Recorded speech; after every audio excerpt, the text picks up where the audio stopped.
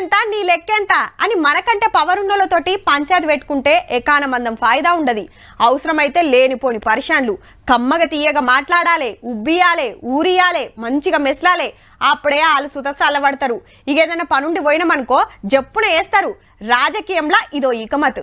కొన్ని మాటల రూల్స్ సెక్షన్లు అనుకుంటా పోతే కావాల్సిన పనులు ఆలస్యమైతాయి కూడా. ఇప్పుడు గీ ముచ్చట దేనికంటే సెంటర్ మంత్రి పీయూష్ గోయల్ సార్ ను కలిసింది ఢిల్లీలో కాదుల్లో. ఆసారి హైదరాబాద్ కు వస్తే మన సీఎం సార్ ఇంటికి పోయిండు. తెలంగాణ డెవలప్మెంట్, కొత్త కంపెనీలు పెట్టుడు గురించి మాట్లాడుకున్నారు. కాంగ్రెస్ ముఖ్యమంత్రి ఇంటికి బీజేపీ సెంటర్ మంత్రి వచ్చుడు గమ్మత్ అనిపిస్తున్నదిలే.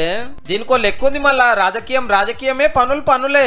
మొన్న చూడాలి 4-5 రోజులు సీఎం రేవంత్ రెడ్డి సారు 4-5 మంత్రులు ఢిల్లీకి పోయి మునుం పెట్టి సెంటర్ మంత్రులను కలిసి మనకు కావాల్సినవి రావాల్సినవి అడిగిరు. బాజాప్తా రక్షణ శాఖ కింద ఉన్న 2500 ఎకరాలు, 2,70,000 ఇండ్లు, పెండింగ్ ఉన్న 1600 కోట్ల రూపాయలు, కొత్త రోడ్లు, 666 ఇట్లా సగులను సగబెట్టిండ్రు. రాష్ట్రానికి రావాల్సిన నిధులు, రాష్ట్రానికి కావాల్సిన అనుమతుల కోసము నిరంతరం ఎక్కిన మెట్టు ఎక్కకుండా ప్రతి మంత్రిని కలిసి బేసిజాలకు పోకుండా ఈ రోజు ప్రయత్నం చేస్తున్నాం. అప్పట్లో ప్రధానమంత్రి సార్ ను కలిసిర్రు. మోడీ సార్ తెలంగాణకు వస్తే చేయవలసిన మర్యాదలు చేసిర్రు సర్కార్ తరఫున. ఇక ఎలక్షన్లు వచ్చినాయనుకో బీజేపీ పార్టీని, సెంట్రల్ గవర్నమెంట్ ను ఆర్పారు అరుచుకునుడే.